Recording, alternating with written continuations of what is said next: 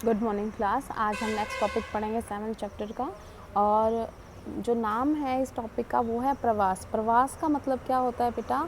Migration. Migration का मतलब क्या होता है? जब हम एक जगह से कहीं दूसरी जगह जाते हैं तो क्या होता है कि कुछ पक्षी जो होते हैं वो, जैसे वहाँ पर उनकी जलवायु जो है अगर चेंज हो जाती है जहाँ पर वो रह रहे होते हैं, और ऐसी जलवायु में परिवर्तन हो, जैसे बहुत ज़्यादा ठंड पड़ने लग गई या बहुत ज़्यादा ही ठंडक हो गई है वहाँ पे, तो वो वहाँ उस जगह को छोड़ के, फॉर एग्ज़ाम्पल ये हमारी धरती है और यहाँ पे इस इलाके में वो रहते हैं, ठीक है।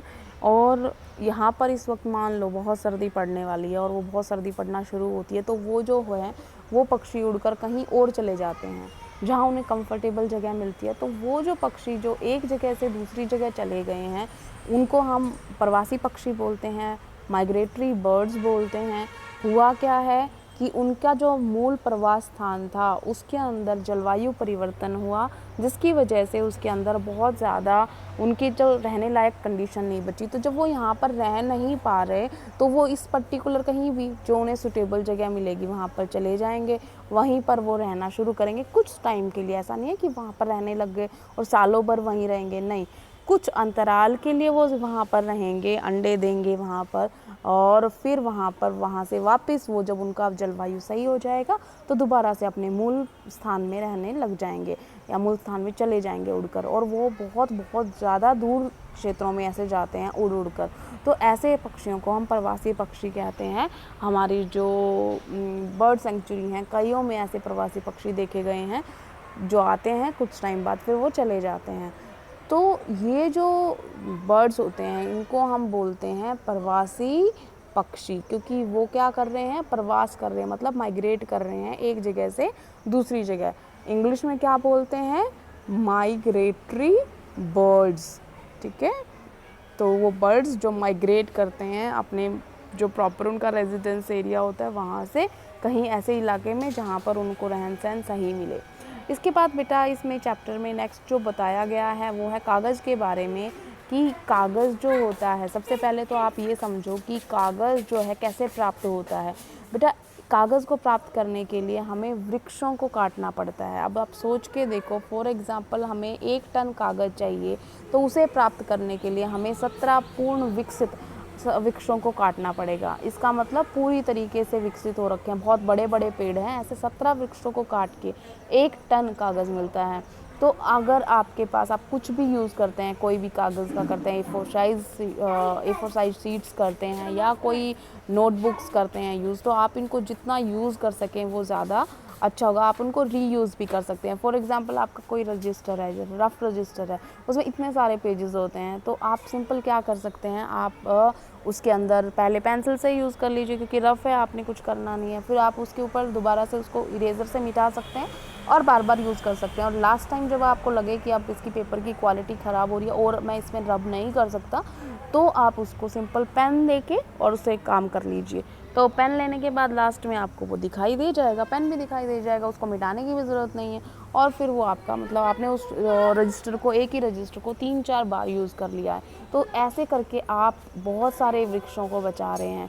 तो अगर आप, हर छात्र ये सोच ले कि हमें भाई कम से कम कागज़ यूज़ करना है, तो हम बहुत सारे वृक्षों को बचा सकते हैं कटने के लिए। क्योंकि आप सीधा सोच के देखो, आप अगर यूज़ कम करोगे तो प्रोडक्शन उसी हिसाब से कम हो जाएगी, उसी हिसाब से अगर वो कागज़ कम बनेंगे तो वृक्षों की कटाई भी ऑटोमेटिकली क्या हो जाएगी?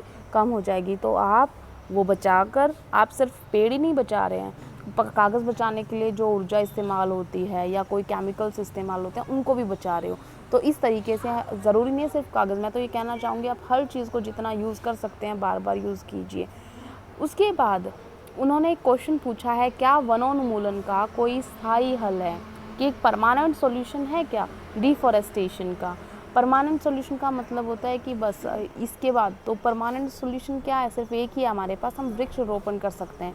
अगर हम 1 पेड़ काट रहे हो तो आप 10 पेड़ लगाओ, तो ऑटोमेटिकली आपका जो डिफॉरेस्टेशन हुआ है वो अपने वो जो इफेक्ट दिखाएगा वो नहीं दिखाएगा, क्योंकि आपने वापस में 1 पेड़ काटा है लेकिन 10 पेड़ लगाए और उनका ध्यान भी रखना है। ऐसा नहीं है लगा दिया और छोड़ दिया, सूख गए वो, तो आप पुनर्वन रोपण कर सकते हैं। इसका मतलब दोबारा से पेड़ लगा सकते हैं। तो इसका मतलब क्या है कि अगर हम काटे जो गए वृक्ष हैं उनको किसी पर्टिकुलर उद्देश्य के लिए हम काटते हैं, लेकिन अगर उनकी जगह पर नए वृक्षों का रोपण कर देते हैं तो इसे हम पुनर्वन रोपण कहते हैं, या रीफॉरेस्टेशन। क्या बोलते हैं इसे?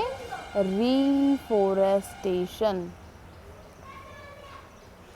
तो डिफॉरेस्टेशन का उल्टा होता है रीफॉरेस्टेशन। डिफॉरेस्टेशन में हम पेड़ काटते हैं, रीफॉरेस्टेशन में हम पेड़ लगाते हैं किसी पेड़ कटे हुए की जगह पर, ठीक है ना। तो अगर हम ऐसे करेंगे तो ऑटोमेटिकली जो इम्बैलेंस हुआ है वृक्षों के काटने से, जो परिस्थितियों में बदलाव आया है, वो धीरे धीरे ठीक हो जाएगा।